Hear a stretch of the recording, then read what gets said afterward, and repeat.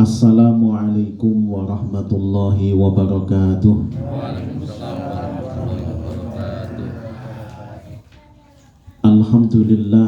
Alhamdulillahi rabbil alamin. Assalatu wassalamu ala ashrafil anbiya'i wal mursalin wa ala alihi wa sahbihi wa man tabi'ahu bi ihsanin ila yaumiddin. Ashhadu an la ilaha illallah wahdahu la syarika lah wa ashhadu anna Muhammadan abduhu wa rasuluhu la nabiyya wa la rasula ba'dah. Qala Allah ta'ala fil Qur'anil Karim, a'udzu billahi minasy syaithanir rajim. Fabima rahmatin minallahi linta lahum walau kunta faddan ghalidhal qalbi lanfaddu min hawlik fa'fu anhum wastaghfir lahum wasyawirhum fil amr fa idza azamta fatawakkal 'ala Allah innallaha yuhibbul mutawakkilin. Shadaqallahul azim. Amma ba'du. Hadirin hadirat, bapak-bapak, ibu-ibu, adik-adik ingkang dipun rahmati Allah Subhanahu wa taala. Alhamdulillah, pada pagi hari ini Allah mentakdirkan kepada kita semuanya untuk bisa hadir di majelis ini untuk bersama-sama ngaji ilmunya Allah Subhanahu wa taala, lebih mendekatkan diri kepada Allah Subhanahu wa taala, lebih mengenal siapa Rasulullah Sallallahu Alaihi Wasallam ataupun orang-orang yang dekat dengan Rasulullah Sallallahu Alaihi Wasallam. Harapan kita semoga kita semuanya diberikan keberkahan oleh Allah Subhanahu wa taala. Amin ya rabbal alamin. Salawat dan salam semoga selalu tercurahkan kepada Rasulullah Sallallahu Alaihi Wasallam, Rasulullah yang selalu kita harapkan syafaatnya, terlebih syafaatul uzma beliau nanti di hari akhir. Hadirin hadirat rahimakumullah, hari ini kita sudah memasuki bulan Dzulqa'dah. Dzulqa'dah nggih, lungkang cara wong Wuryantara nggih. Lungkang atau selo kalau tiang Jawa Timur. Nggih, lungkang niku longgar. Ya, tetapi aslinya mboten lungkang niku longgar, Pak, aslinya loh nggih. Kalau kita memaknainya dengan teliti sebenarnya mboten. Tapi lungkang niku adalah tidak ada apa-apa, ngoten nggih, atau nggih mboten enten napa-napa. Cobi jenengan persani bulan Dzulqa'dah niku bulan yang paling tidak familiar di kita. Wong duwe gawe ya jarang, nggih, bahkan enten keyakinan yang enggak berani ngoten nggih niku. Dan tidak ada momentum apa-apa, keagamaan pun juga alpa. Terkait dengan ini, keagamaan pun juga alpa, nggak ada apa-apa. Beda dengan Ramadan. Wah, Ramadan Masya Allah malaikat kabeh, malaikat kabeh, wong sak Wuryantara itu dadi malaikat. Sampai malaikatnya bingung, aku sing malaikat apa ndek sing malaikat. Karena napa, wis Masya Allah ya, ibadahnya luar biasa di Ramadan. Syawal kemarin Masya Allah, orang semuanya memaafkan orang lain. Mohon maaf lahir dan batin, mohon maaf lahir dan batin. Ngerti? Sing Jawa ya sama. Lahir batin ya, lahir batin ya, lahir batin ya. Semuanya Masya Allah luar biasa. Tapi Dzulqa'dah mboten enten napa-napa. Makanya kula meling, kula pesen kepada kita semuanya, mulai satu longkang, satu selo, satu Dzulqa'dah, jenengan langsung geber. Monggo jenengan langsung geber, gaspol untuk jenengan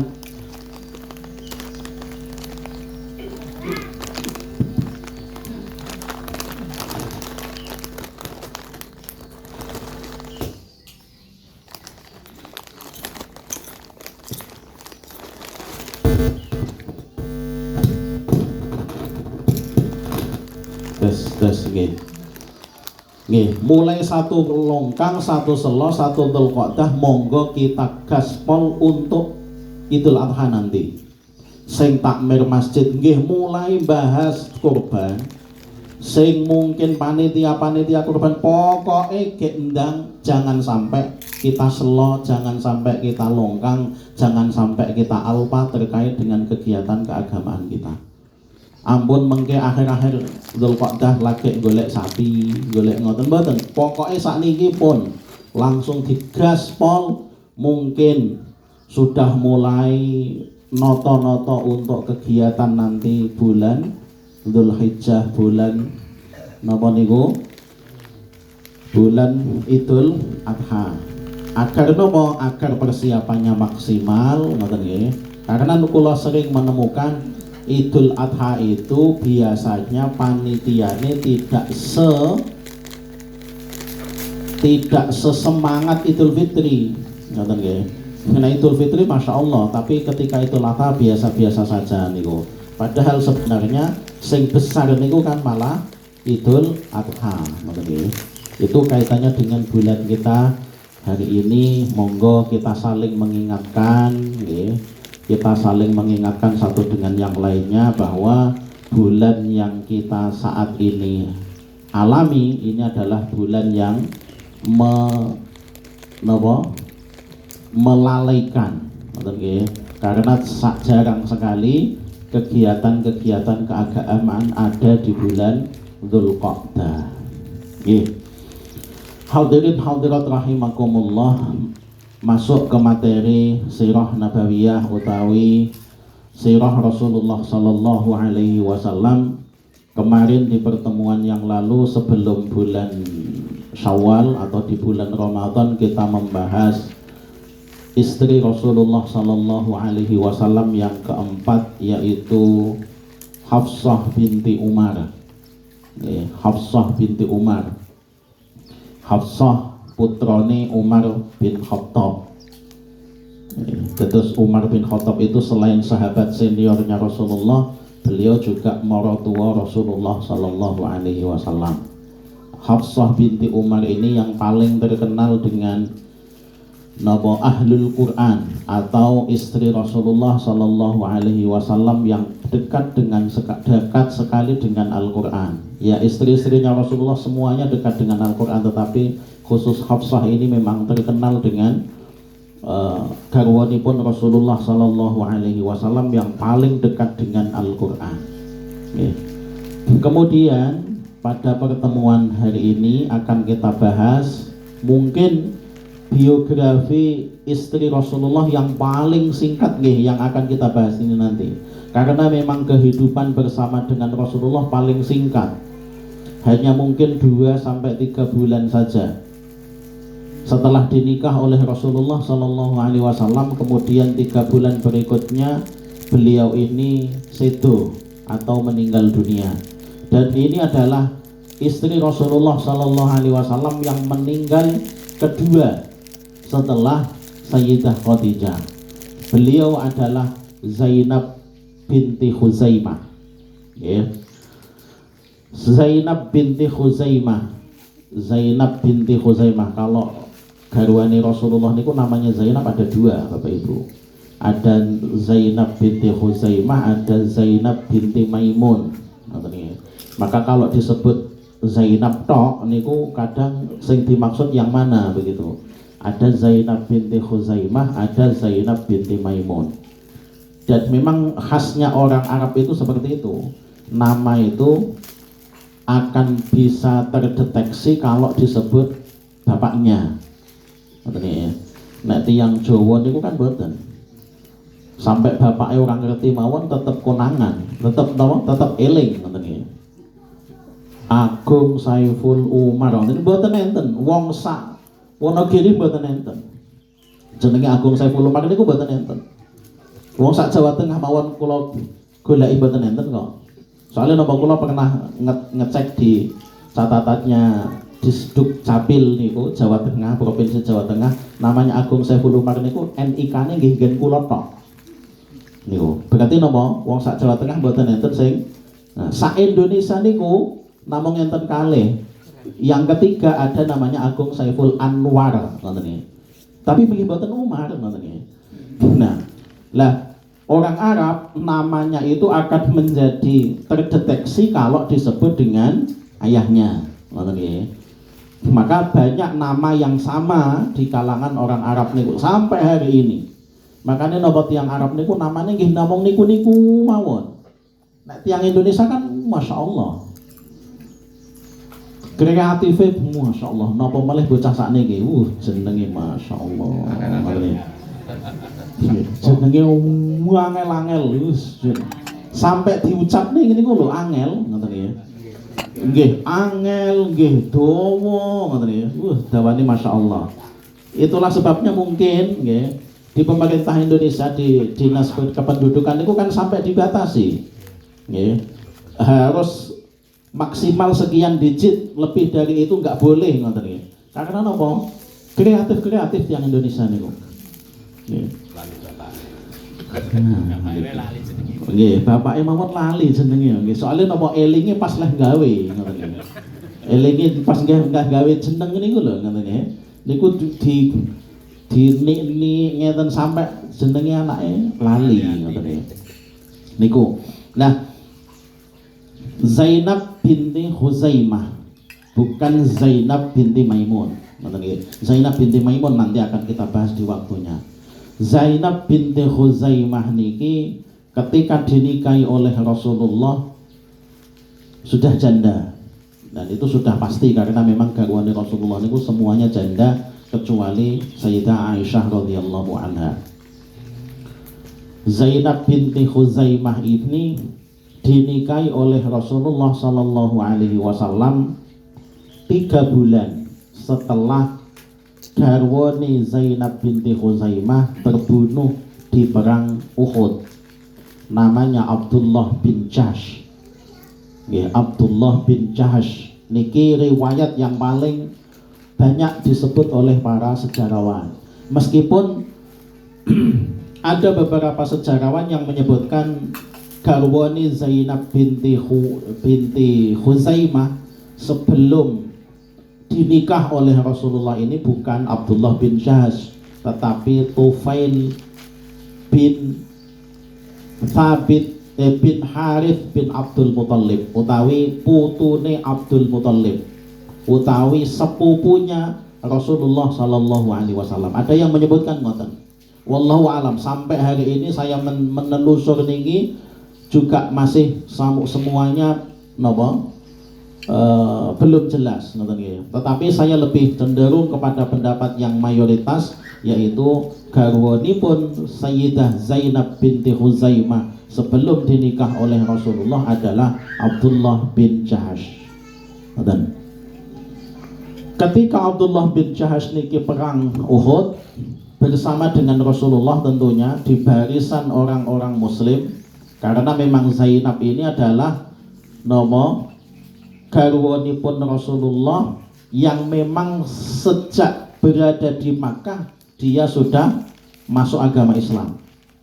Jadi ngeten, dulu di Mekah niku ada 3 Zainab. Ada 3 Zainab. Sing setunggal Zainab binti Huzaimah, yang kedua Zainab binti Maimun, yang ketiga Zainab binti Muhammad. Yang satu adalah Zainab binti Huzaimah yang punya suami namanya Abdullah bin Jahsh. Yang kedua adalah Zainab binti Maimun, nanti akan kita bahas di waktunya. Yang ketiga adalah Zainab binti Muhammad atau putrine Rasulullah Sallallahu Alaihi Wasallam, yang mungkin panjenengan kadang tidak mengenal Zainab ini. Zainab ini adalah putri Rasulullah yang suaminya non muslim. Jadi dulu Rasulullah itu punya mantu non muslim, Bapak Ibu. Kita bisa membayangkan ini, Nabi loh, sekelas Nabi loh, sekelas Nabi, mantunya niku tidak orang muslim. Satu, kenapa kok seperti itu? Yang pertama, memang Rasulullah mengajarkan bahwa memang yang memberikan hidayah itu bukan Rasulullah. Yang memberikan hidayah itu adalah Allah Subhanahu wa ta'ala. Meskipun para tuane Nabi ternyata mantune ya tetap kekeh dalam pendiriannya, bukan beragama Islam. Nggih. Jenengan jangan berpikiran negatif kepada Rasulullah. Jangan terus kemudian berpikiran piye Muhammad ki. Golek mantu ra cetha nggih. Jangan sampai. Ngoten nggih, jangan sampai. Nggih, nikahe piye? Ngoten nggih. Nikahnya bagaimana? Nikahnya seperti adatnya orang sebelum Islam dahulu. Karena nopo nikahnya Zainab itu sebelum Rasulullah jadi nabi. Usianya Rasulullah ketika Zainab menikah niku usia Rasulullah masih 37 tahun. Nek mboten 36 tahun. Terus Rasulullah 36 tahun niku duwe mantu non muslim. Dan Rasulullah pun juga belum menjadi nabi dan rasul. Bablas ternyata. Bablas sampai 3 tahun, 4 tahun masuk ke usia Rasulullah 40 tahun, Rasulullah mendapatkan risalah kenabian, mendapatkan wahyu menjadi nabi dan rasul. Zainab muslim, ternyata mantune niki kekeh mboten purun. Tidak mau tidak mau masuk agama Islam. Termasuk nih kok, kalau kita kembali ke sejarahnya hijrahnya Rasulullah, putrane Rasulullah sedaya niku mboten enten sing dipamiti. Enggak ada menantu, enggak ada putra-putranya Rasulullah itu yang dipamiti ketika mau berangkat hijrah, itu enggak ada, kecuali Zainab. Khusus Zainab dipamiti. Zainab bapak arep lunga. Nah, mantune krungu. Pak, teng pundi, Pak? Ngene. Teng pundi, Pak? Soalnya napa? Mantune ini di barisannya orang-orang kafir. Di barisannya orang-orang kafir yang setiap hari mendapatkan doktrin Muhammad neng ndi, Muhammad neng ndi, Muhammad neng ndi, demaan, Muhammad neng ndi, demaan, Muhammad neng ndi, demaan, ngoten. Intel nih. Ini kita masuk juga intel juga, ngoten. Pak, teng pundi, Pak? Ngoten. Maka kemudian Rasulullah Shallallahu Alaihi Wasallam bilangnya, arep ngono lho, ngidul. Jawabannya ngidul. Nggih, arep ngidul kono ngoten. Yang ditunjuk oleh Rasulullah juga sebelah selatan, arep ngidul kono ngoten. Maka kemudian Rasulullah memang Rasulullah niku enggak ngapusi ngoten, karena memang Rasulullah niku enggak pernah ngapusi. Rasulullah niku kalau panjenengan lihat di sejarah atau mungkin di YouTube sudah banyak niku. Kadose lho nggih, kadose. Insyaallah sudah ada.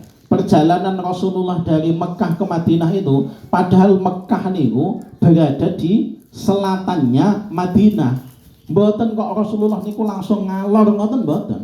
Tapi napa ngidul dhisik, ngidul latuh sampai nglewati 3 hari 3 malam baru Rasulullah rodok ngetan ngalor baru ke Madinah. Ngoten. Niku napa menunjukkan bahwa memang Rasulullah itu enggak pernah ngapusi. Dan memang betul ketika ditanya oleh napa? Oleh mantune, "Badhe teng pundi, Pak?" Ngidul rono, ngoten. Ngidul rono padahal tujuannya napa? Ngalor kono. Ngoten ya. Niki juga politiknya Rasulullah Sallallahu Alaihi Wasallam. Politiknya Rasulullah niku mboten pernah ngapusi. Benten kalih politik sakniki. Politik sakniki niku ngapusi yo ngapusi tenan ngoten nggih.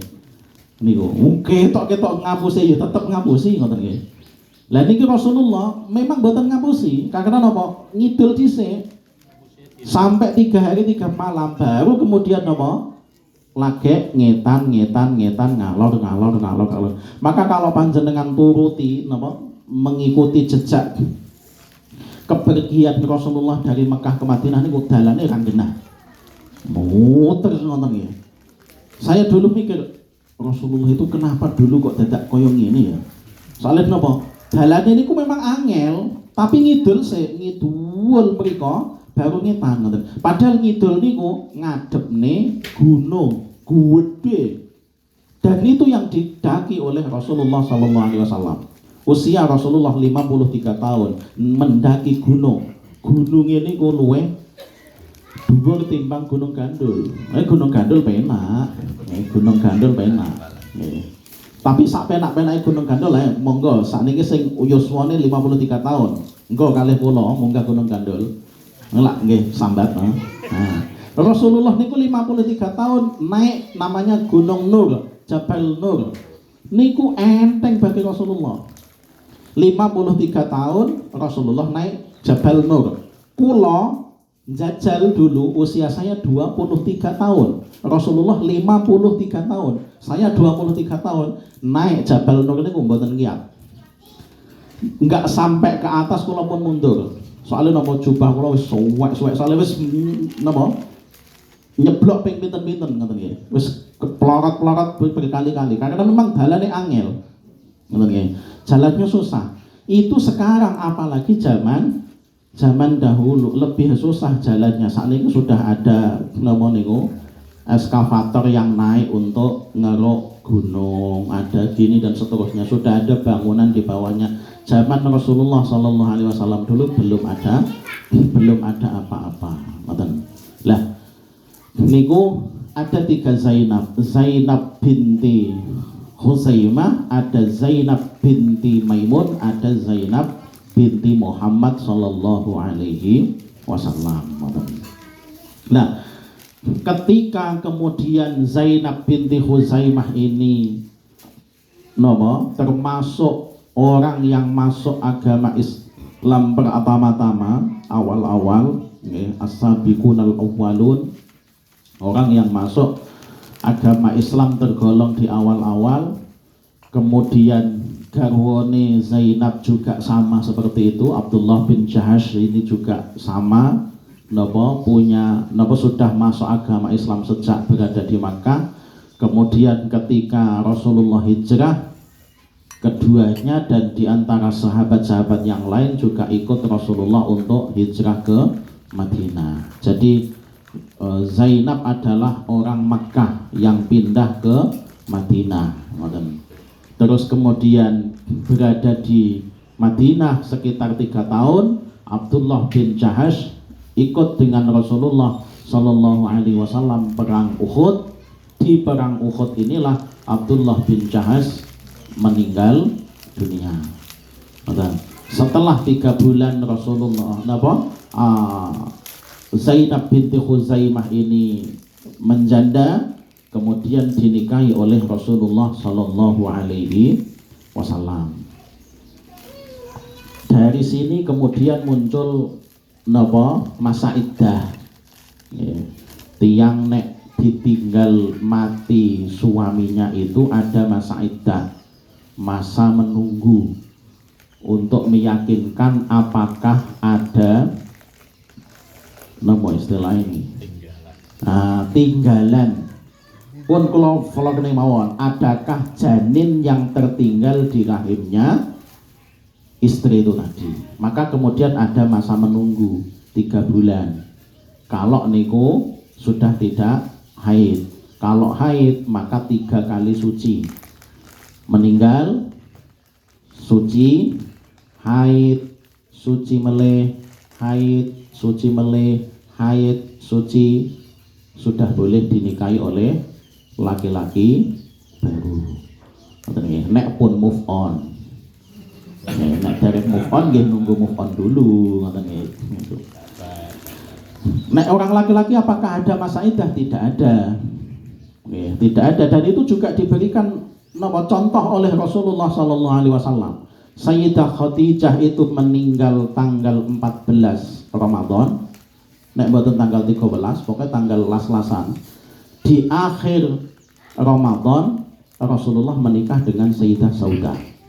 Berarti tidak sampai 1 bulan Rasulullah sudah menikah lagi. Karena orang laki-laki tidak ada masa iddahnya. Pokoknya pun move on, menikah.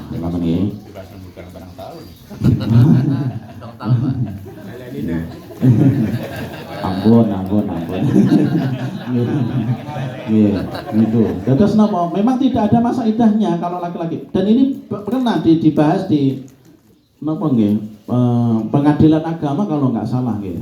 Karena napa ada wanita nek mboten salah di Makassar ngoten nggih. Ada wanita di Makassar itu yang naik banding intinya untuk mereview di MK mboten di Mahkamah Agung, mboten di Mahkamah bukan di pengadilan agama tapi di MK untuk mereview undang-undang terkait dengan masa iddah. Karena di masa iddah ini di dalam undang-undang kita tahun 1974 ya, pasal 11 kalau nggak salah itu ada di sana bahwa wanita itu harus menunggu masa iddah ketika ditinggal oleh suami atau bercerai begitu. Itu ada klausul yang menyebutkan seperti itu. Di Makassar ada orang yang minta untuk mereview undang-undang ini. Laki-laki juga harus ada begitu kan. Akhirnya MK-nya bingung. Lah sing ditunggu apa ngoten nggih. Yang ditunggu itu enggak ada ngoten nggih. Akhirnya napa? Permintaan review itu ditolak oleh MK. Niku terjadi tahun 2003 kalau enggak salah nggih. Ada yang ingin napa mereview niku tapi kemudian ditolak oleh MK. Napa 2013 malah nggih. 2013 kalau tidak salah. Niku kemudian ditolak oleh MK. Karena memang tidak ada dasarnya, tidak ada dasarnya. Atas dasar apa laki-laki itu harus menunggu begitu. Sementara kalau wanita harus jelas 3 kali suci itu adalah sebagai dasar bahwa memang rahimnya wanita itu betul-betul bersih dari janinnya suami sebelumnya. Dan ini berlaku baik itu meninggal dunia ataupun bercerai ataupun juga bercerai atau meninggal dunia, itu berlaku. Nah kalau kemudian sedang hamil bagaimana, sedang hamil bagaimana, kemudian ditinggal mati suaminya, ditinggal meninggal suaminya bagaimana, maka iddahnya adalah sampai melahirkan. Setelah melahirkan maka sudah boleh untuk dinikahi oleh laki-laki yang lain begitu. Dan ini hukum fikihnya memang seperti itu. Harus ada masa iddah. Dan Rasulullah Shallallahu Alaihi Wasallam ketika niku juga menunggu masa iddahnya Zainab binti Khuzaimah sampai 3 bulan Rasulullah Shallallahu Alaihi Wasallam baru kemudian dinikahi oleh Rasulullah begitu. Kemudian Zainab binti Khuzaimah, ciri khasnya Zainab binti Khuzaimah adalah wanita yang paling dekat dengan tiang-tiang miskin. Maka kemudian Zainab ini disebut dengan Ummul Masakin, ibuke wong-wong miskin sak donya. Dan ini nama seperti itu sudah melekat di dalam dirinya Zainab jauh sebelum menjadi garwane Rasulullah Sallallahu Alaihi Wasallam. Sebelum menjadi istrinya Rasulullah, Zainab binti Khuzaimah niku sudah ngopeni sekian banyak orang-orang miskin. Terus masuk, kenapa kok kemudian Rasulullah punya doa dengan doa miskin itu ya karena punya garwa Zainab binti Khuzaimah niku. Kan Rasulullah punya doa niku ya, doa doa niki kula yakin wedi kabeh ngoten iki untuk berdoa dengan doa niki ngoten. Doanya adalah ya Allah lali kula. Nggih. Allahumma ahyini miskinan wa amitni miskinan wangsyurni ma'a zumratil masakin. Ya Allah, hidupkanlah kami dalam kondisi miskin, matikanlah kami dalam kondisi miskin, dan kumpulkanlah kami nanti di surga bersama orang-orang yang miskin. Wah niku sing wani ndonga niku elok. Elok. Coba jenengan tahajud ndongane iki. Keren nih nggih. Dulu saya mau mengucapkan doa niki mboten wonten saestu. Sampai ketika saya menemukan teks hadis niki, pas ketika disuruh untuk membaca, karena memang Sahih Bukhari itu wajib dibaca dari awal sampai akhir di depan syekhnya. Langsung kitab kula mboten waca, kula sedherenge ke syekh saya. Jenengan baca piyambak, saya gitu. Soalnya napa? Beliau itu alim, orang yang alim, orang yang saleh, orang yang luar biasa. Saya takut, ngoten nggih. Saya takut kalau kemudian diaminkan oleh beliau, ngoten nggih. Meskipun ini hadis, ngoten. Makanya kitabnya langsung kula ngeten terus kula dengan baca sendiri aja, saya gitu. Saya langsung ketawa. Kamu takut ya, katanya. Saya bilang, iya memang ya saya takut, ngoten nggih. Terus kemudian dijelaskan, maksudnya miskin yang dimaksudkan di dalam hadis ini tidak miskin yang berarti nopo orang duwe apa mesak niku mboten, tetapi miskin yang dimaksud ini adalah butuh dan merasa tidak punya apa-apa di hadapan Allah Subhanahu wa taala. Ngoten nggih. Akhirnya setelah kula di ngoten niku kula nggih tesih dereng tatak, ngoten nggih. Maca niku dereng tatak. Saya matur kepada syekh saya, Syekh, hadis ini pending aja ya. Loncat setelahnya. Ya udah enggak apa-apa, ngoten nggih. Sampai akhirnya saya datang ke 6 syekh dengan pertanyaan yang sama. Saya sodori kitab, jenengan baca ini maksudnya gimana? Saya mboten wantun terus kemudian ini hadis bacanya gini mboten wantun. Pokoknya kula bukane terus kula ngeten. Niki saya tolong diterangkan. Terus kemudian diterangkan. Ternyata keterangannya sama. Ya, keterangannya sama. Akhirnya saya wespon. Saya menerima begitu ya. Maksudnya adalah nopo miskin di sini bukan miskin yang nopo tidak punya apa-apa, tetapi nopo yang dimaksudkan itu adalah orang yang tidak punya apa-apa, merasa tidak punya apa-apa di hadapan Allah Subhanahu wa taala. Bahkan salah satu nopo syekh yang saya tanya itu, beliau mengatakan kalau maksudnya doa ini adalah miskin yang berarti tidak punya apa-apa, mesti Rasulullah menyebutkannya bukan miskin tetapi fakir.